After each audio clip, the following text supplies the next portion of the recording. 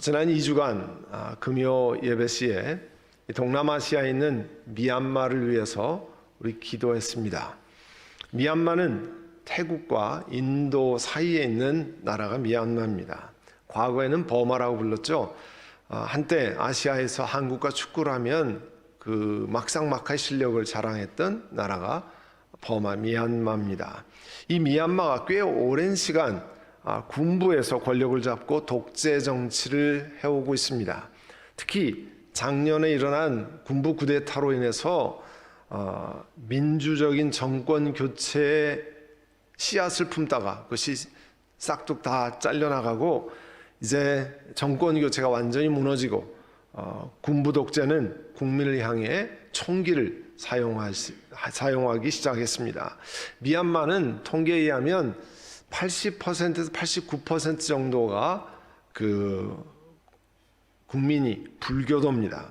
불교 세력이 강력한 나라죠.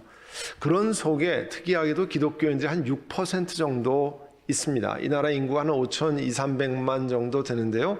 그 중에 6% 정도가 있는데 그 중에서도 미얀마 서북쪽 끝에 이 인도와 국경을 맞대고 있는 주가 스테이트가 친 스테이트예요. 친이라고 하는 주인데요.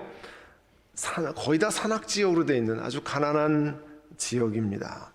특이한 것은 이 불교의 나라에서 이 친 스테이트에 거주하는 사람들의 80%, 90% 가까이가 기독교인이라는 거예요.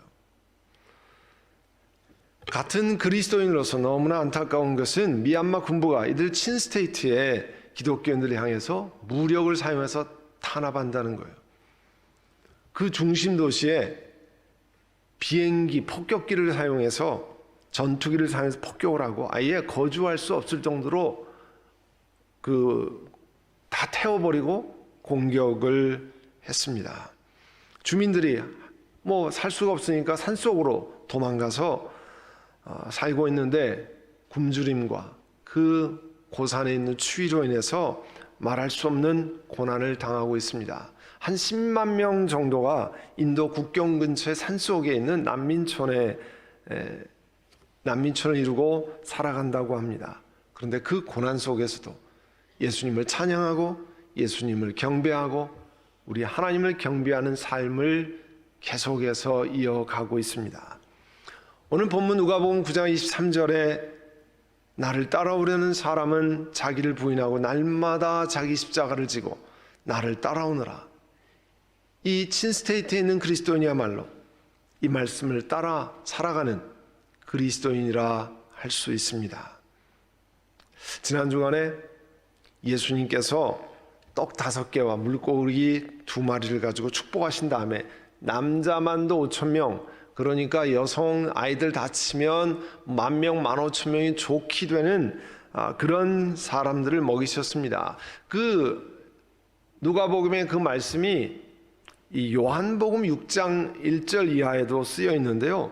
그 요한복음에는 그 오병이어의 기적 사건 끝에 누가복음에서는 이야기하고 있지 않는 말씀이 적혀 있어요. 요한복음 6장 14절에 보시면 사람들은 예수께서 행하신 표징을 보고 그 기적을 보고 이분은 참으로 세상에 오시기로 된 그 예언자이라고 말하고 예수께서는 사람들이 자기에게 와서 억지로 자기를 모셔다가 왕으로 삼으려는 것을 아시고 혼자서 다시 산으로 올라가셨다고 그랬어요. 예수님께서 아무것도 없는 그 들판에서 엄청난 사람을 먹이는 것을 사람들이 보았습니다. 그리고 사람들 사이에는 우리가 말하는 인기 절정이었어요. 예수님이. 그래서 이들은 예수님 모셔다가 자기들을 위한 왕을 삼으려고 그렇게 했습니다. 예수님이 이스라엘 왕 되시면 생각해 보세요. 로마의 압제에서 벗어날 수 있을 거라 생각했습니다. 또 배고픈 것 해결됩니다. 일할 필요가 없게 될지도 모릅니다. 많은 걱정을 할 필요가 없을 겁니다. 이런 생각을 했겠죠. 예수님이 혼자 조용히 기도하고 계실 때에 제자들이 함께 그 기도하는 자리에 있었습니다. 예수님이 제자들에게 질문하셨어요. 사람들이 나를 누구라고 하느냐? 그 대답이 19절에 있는 말씀이거든요. 세례자 요한이라고 합니다. 그러나 엘리야라고 하는 사람도 있습니다. 아니면 옛 예언자들, 많은 그 예언자들 가운데 한 사람이 살아나서 다시 왔다고 하는 그런 사람들도 있습니다. 예수님과 함께 있었던 사람들, 수많은 병자들이 고침받은 걸 보았습니다. 귀신이 쫓겨나가는 것을 다 목도했습니다. 그리고 배불리 먹기까지 했습니다. 그런데 그들이 예수님이 이해하는 것은 자기가 보고 하는 거기에까지였어요. 예수님이 진짜 제자들에게 하시고 싶은 질문이 드디어 나왔습니다. 사람들은 이렇다 저렇다 얘기하는데 그러면 너희는 나를 누구라고 하느냐? 다른 제자들보다 제일 앞장서서 베드로가 말했죠. 하나님의 그리스도십니다. 그리스도는 이 그리스 말로, 그리거로 기름 부음을 받은 자라, 그런 뜻이에요. 히브리 말인 메시아를 그리스 말로 번역하면 그리스도, 이렇게 크리스토스, 그렇게 하는 거거든요. 그래서 하나님의 메시아입니다, 그런 뜻이에요. 모든 이스라엘 백성들이 그렇게도 갈망하고 소망해 왔던 바로 그분 메시아 그리스도신데, 예수님이 바로 그분이라고 고백하는 거예요. 사람들은 이렇게 갈망해 왔는데. 베드로 또 제자들이 예수님과 동행하면서 예수님이 하는 수많은 기적을 보았습니다. 누가복음은 계속적으로 성경을 읽는 독자인 우리 초대교회 독자들, 지금 21세기에 성경을 읽는 우리 독자들에게 예수님이 누구신가 하는 질문을 계속 그 말씀을 통해 해왔습니다.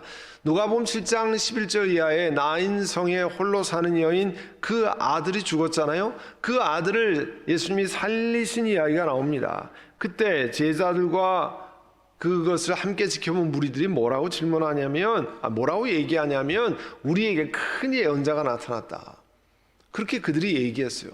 읽는 독자인 우리들에게 그러면 예수님이 큰 예언자신가? 그렇게 생각하게 만드는 거죠. 또 8장 22절 이하에는 제자들이 갈릴리 호수에 바람과 성남 파도를 명령해서 그것을 잔잔하게 만드시는 예수님을 경험했습니다. 그리고 놀라서 서로 이야기했다고 그랬어요. 아니, 이분이 도대체 누구신데 바람과 파도가 다 그 명령을 받고 잠잠하게 되느냐? 질문했습니다. 베드로의 대답을 마태복음 16장 17절에는요, 그 대답을 들으시고 예수님은 하나님의 그리스도십니다, 하나님의 메시아입니다 라는 얘기를 듣고, 시몬 바요나야 너는 복이 있다. 너에게 이것을 알려주신 분은 사람이 아니라 하늘에 계신 나의 아버지다. 하나님이 그 마음 가운데 그런 고백을 하게 하셨다라고 예수님이 말씀하셨어요. 그런데 오늘 누가복음에 보면 베드로가 그 고백을 했잖아요. 그러면 정말 잘 대답했다, 이렇게 하실 줄 알았는데 아주 뜻밖의 말씀을 하셨습니다. 21절에 보면 엄중하게 경고하셔서 이것을 아무에게도 말하지 말라고 명하셨다고 그랬어요. 이스라엘의 온 백성의 소망이고 자기 민족의 구원의 근원이 되신 메시아를 발견했는데, 아무 말도 하지 말라니요. 그게 무슨 말이 되겠습니까? 베드로의 고백은 분명 올바른 것이었습니다. 그러나 메시아가 정확히 무엇을 뜻하는지 베드로도 제자들도 잘 알지 못했습니다. 그래서 예수님은 바로 그 이어서 제자들에게, 베드로와 제자들이 발견한 메시아를 아무에게도 말하지 말라 하시고, 그 다음에 메시아가 뭐 하는 분인지를 바로 올바로 가르쳐 줄 수 있도록 가르침을 주시는 겁니다. 제자들은 당연히 자기들이 발견한 메시아 예수님 앞길에 영광이 있는 것으로 기대했습니다. 그리고 예수님과 함께 가는 제자들도 당연히 그 특혜를 누리고 권력을 누릴 수 있는 것으로 생각했습니다. 성경에 그 뒤에 가면 점점 그런 고백을 하잖아요. 그런데 이 제자들, 또 성경을 읽는 우리들, 예수님이 메시아로 가는 길이 도대체 무엇냐 하는 것을 배워야만 하는 사람들입니다. 그래서 예수님이 그와 같은 것을 가르치고 계십니다. 22절에 인자가 반드시 고난을 받고 장로들과 대제사장들과 율법학자들에게 배척을 받아 죽임을 당하고서 사흔날에 살아나야 한다. 예수님은 이 베드로와 제자들이 생각하는 메시아와는 근원적으로 다른 그런 메시아의 모습을 설명합니다. 정복이 아니라 고난을 당하고 환영받는 것이 아니라 배척을 받는 분이 메시아라고 말씀합니다. 승리가 아니고 죽임을 당하는 분. 그러나 맨 끝에 말씀하신 사흔날에 살아나는 분임을 말씀하고 있습니다. 제자들과 사람들이 그 앞에 고난당하고 배척받고 죽이는 거에 다 포커스가 돼서 뒤에 사흔날에 살아나신다는 건 거의 들리지 않는 거죠. 그 앞에 부분에 너무 충격을 받아 그 다음 얘기는 거의 들리지 않는 거. 우리도 그렇잖아요. 예수님이 계속해서 말씀하십니다. 23절에 나를 따라오려는 사람은 자기를 부인하고 날마다 자기 십자가를 지고 나를 따라오너라. 이 자기를 부인한다. 영어로 명사로 말하면 self-denial인데요. 이 self-denial, 자기 부인, 이게 원래 이 딕셔너리 사전의 뜻을 이해하면 좀 이해하기 쉽습니다. 내 자신의 이익, 내 자신의 필요를 부인하는 것을 self-denial이라고 합니다. 그러니까 자기 자신이 필요한 것, 자기 자신의 유익한 것을 부인하는 거예요. 그래서 이거는 self-sacrifice, 자기 희생과 같은 뜻입니다. 자기 부인, 자기 희생 같은 뜻이에요. 또 예수님 말씀하신 것 가운데 자기를 부인하고 날마다 자기 십자가를 지고 나를 따라오너라. 이 십자가는 우리가 사용하는 이 어여쁜 장신구로서의 목걸이가 아닙니다. 예수님 말씀하신 십자가는 당시 로마 사람들이 사용했던 가장 처절한 형틀로서의 십자가입니다. 이 말씀은 그리스도 되신 예수님을 따르는 것, 제자의 길을 가는 것은 예수님이 그 잔인한 십자가 형틀을 지고 가시는 것처럼 주님을 따르면서 자기 희생, 자기 부인, 고난을 각오하라는 그런 뜻이에요. 예수님 때문에 직장에서, 비즈니스에서 어려워지고 예수님 때문에 차별 대우받기도 합니다. 예수님 섬기는 것 때문에 다른 사람들에게 혹은 집안에서 비난을 받기도 하고 질책을 받을 수 있습니다. 그러나 그런 것이 하나도 이상한 것이 아닙니다. 예수님 제자가 되도록 부름받은 우리들은 그런 각오를 하셔야 합니다. 지난주에 말씀드렸잖아요. 나는 그냥 하나님의 자녀가 좋은데요. 그러나 우리 모두에게 다른 사람을 다 제자로 삼으라 그랬잖아요. 그래서 말씀드린 것처럼 우리가 제자가 되어야 다른 사람을 제자를 삼잖아요. 그러니까 예수님의 말씀은 우리 모두가 그리스도를 따르는 제자가 되라는 말씀이잖아요. 다른 사람은 아닌데 왜 나만 희생하는 걸까? 여러분 가끔 봉사하다가 이런 생각을 할 때가 있었을 겁니다. 왜 다른 사람들은 그렇지 않은데 왜 나만 희생해야 되는가? 여러분 억울한 마음이 드십니까? 억울해하지 마십시오. 바른 길을 가고 있는 중입니다. 주님과 주님의 나라를 위한 자기 희생, 자기 부인, 고난은 예수님을 따른 제자들이 각오해야 하는 모습입니다. 그러면 이렇게 생각하실 분이 있겠어요. 특별히 초신자들, 예수 믿은 지 얼마 안 된 분을 중심으로 저는요 예수님 믿고 좀 편안하게 살려고 했습니다. 예수님 믿는 것 때문에 힘들어하고 희생하고 고난받는 거 저는 생각해 본 적이 없습니다. 목사님 말씀하신 그 예수 믿는 게 그렇다고 하면 다시 고려해 보아야 될지도 모르겠습니다. 뭐 이렇게 생각할 분도 있을 겁니다. 이해합니다. 그렇게 말씀하는 거 제가 충분히 이해합니다. 여러분, 초등학교 3학년, 4학년 산수를 하는 학생이 고등학교 11학년, 12학년이 하는 알지브라나 캘큘러스나 미분적분이나 지오메트리 같은 것을 보면 상상이 안 됩니다. 그렇지만 몇 년 지나면 그 학생들도 전부 지오메트리, 알지브라, 캘큘러스 이런 것 배우고 문제를 풀고 그것으로 적용을 해갑니다. 그러니까 바른 길을 배우며 나가면 하나님이 깨달을 시간을 주십니다. 지금 잘하는 상태에 있는 거니까 조금 더 기다리시면서 같은 길을 갔으면 됩니다. 우리가 지난번에 누가복음 8장에 씨 뿌리는 비유에서도 살펴봤잖아요.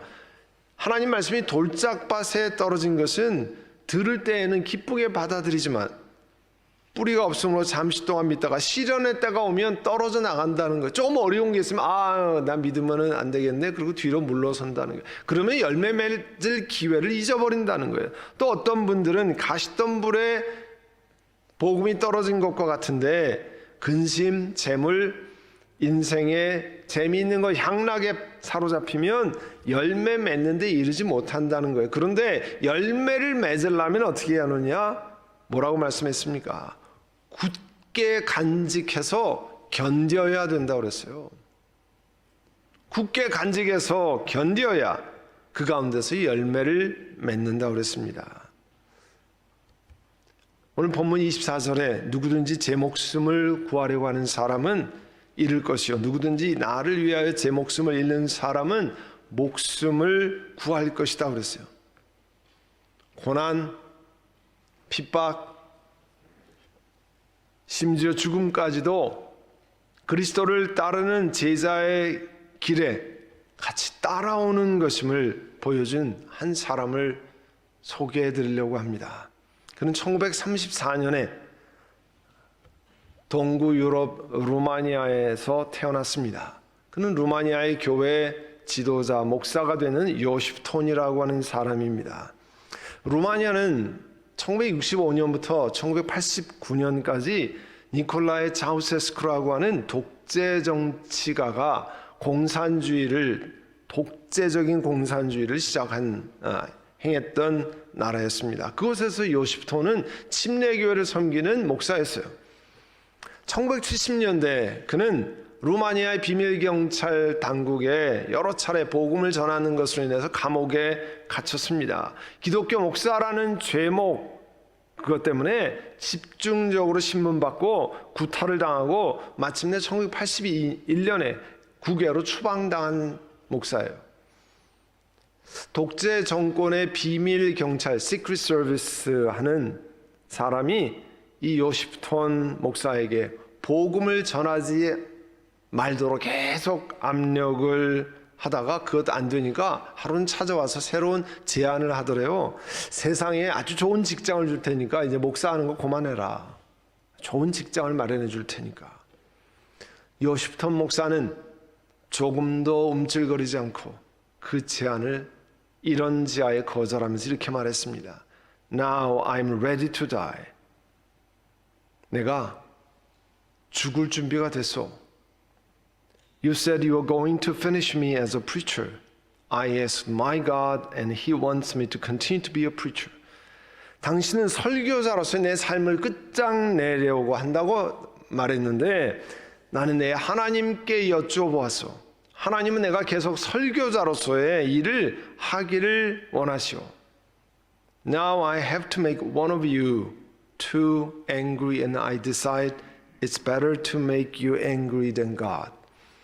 이제 나는 둘 중 한 사람을 화나게 만들어야 하는데 나는 하나님보다는 당신을 화나게 만드는 것이 훨씬 더 낫다라고 내가 결심했어. 이렇게 이야기했더니요. 그 비밀 경찰이 그러더래요. 아주 단호하게 가서 복음을 계속 전하시오. 그 고위직 비밀 경찰 덕분에 루마니아 밖으로 추방되기 전 4년 동안에 자유롭게 복음을 전할 수 있었다는 거예요. 복음을 전하는 일로 인해서 예수님 섬기는 일을 위해서 죽을 준비가 되어 있다고 말했기 때문에 그는 자유롭게 복음을 전할 수 있었습니다. 예수님 말씀처럼 죽을 준비가 되어 있으니까 하나님이 생명을 그에게 허락하셨어요. 25절에 사람이 온 세상을 얻고도 자기를 잃거나 빼앗기면 도대체 무슨 이득이 있겠느냐.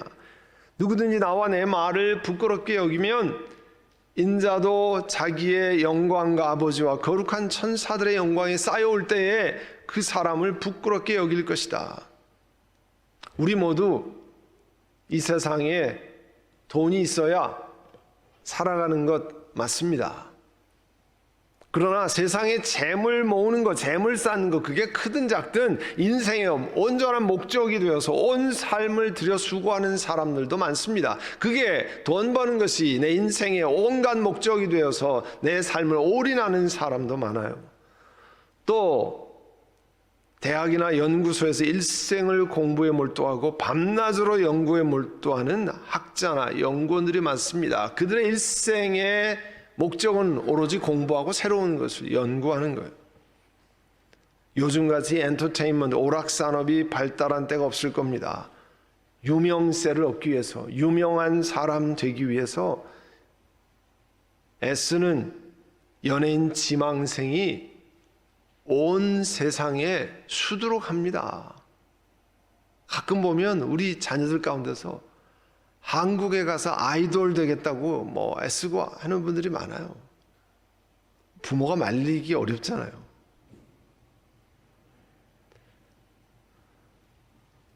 그런데 사람들이 부러워할 만큼 부를 소유하고 모든 사람이 찬사를 보낼 정도로 학문의 업적을 쌓고 수많은 사람들이 박수갈채를 보내는 연예인이 되었다고 칩시다. 그렇게 세상이 부러워하는 것을 얻었지만 그러나 그것들로 인해 정작 예수님 믿는 것에 멀어지고 예수님을 구세주로 영접하지 못하고 예수님 섬기는 삶을 살지 못하면 영원한 생명에서는 멀어지게 되는 겁니다. 세상의 모든 것을 누렸지만 영원한 생명에서는 떨어져 나가게 되는 게 오늘 예수님 말씀하는 게 그겁니다. 영적으로 보면 하나도 이득이 되는 게 아니에요.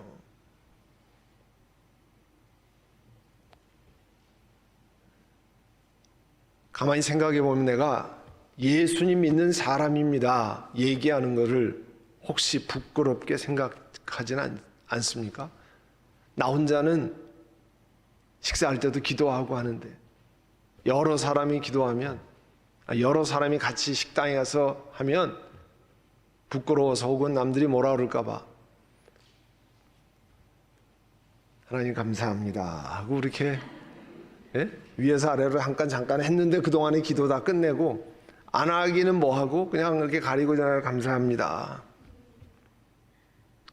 여러분 그런 게 아무것도 아닌 것 같지만 내가 그리스도인입니다. 내가 하나님의 자녀입니다. 그렇게 하면 회사에서 불이익을 당할 수도 있고 어려움을 당할 수도 있는데 그럼에도 불구하고 내가 그리스도인입니다. 그래서 내가 이렇게 다르게 삽니다. 그래서 내가 주의를 지키고 하나님 앞에 나아갑니다. 그렇게 고백할 때 하나님이 우리를